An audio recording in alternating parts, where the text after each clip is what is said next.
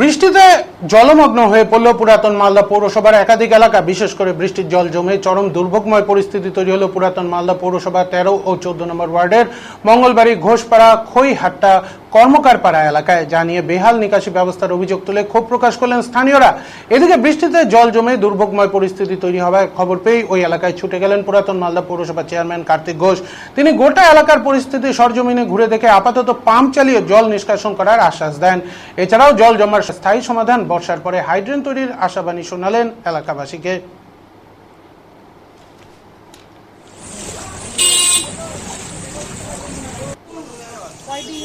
তো এখানে জলের সমস্যা কি করে হয়েছে? জল কিভাবে জমেছে? বৃষ্টি জল কদিন ধরে বৃষ্টি হয়েছে? 4-5 দিন ধরে।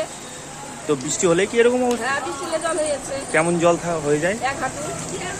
কত বছর ধরে এরকম সমস্যা এটা? হচ্ছে না, অনেক বছর ধরে তো হচ্ছে।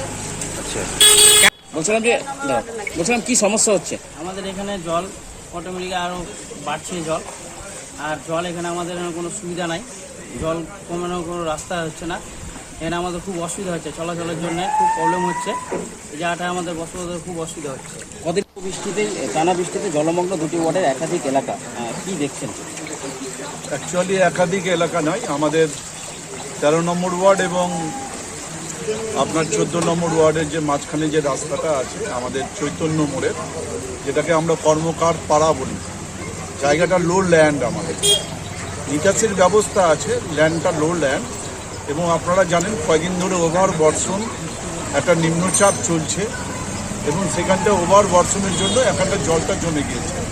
আমরা সেখানটা সরজমিনে তদন্ত করতে এসেছি, এবং আমরা দেখছি যে পৌরসভার উদ্যোগে আমরা আজকেই এখানে একটা পাম্প মেশিন আমরা বসিয়ে দেবো। জলটা এখান থেকে যে জলটা দাঁড়িয়ে আছে সেই জলটাকে আমরা বের করে দেবো।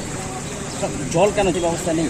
একদম আপনারা দেখতেই পাচ্ছেন যে নিকাশির ব্যবস্থা রয়েছে এখানে, কিন্তু ওভার বর্ষণের ফলে যে নিকাশির যে ব্যবস্থাটা আছে সেই নিকাশির ব্যবস্থাটা এত পরিমাণে যে জলটা, সেই জলটা কিন্তু ধারণ ক্ষমতাটা কম।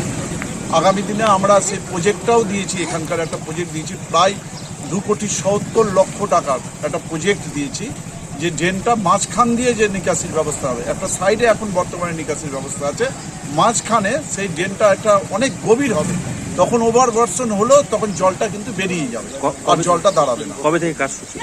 ইমিডিয়েট বর্ষার পরেই কাজটা শুরু হবে।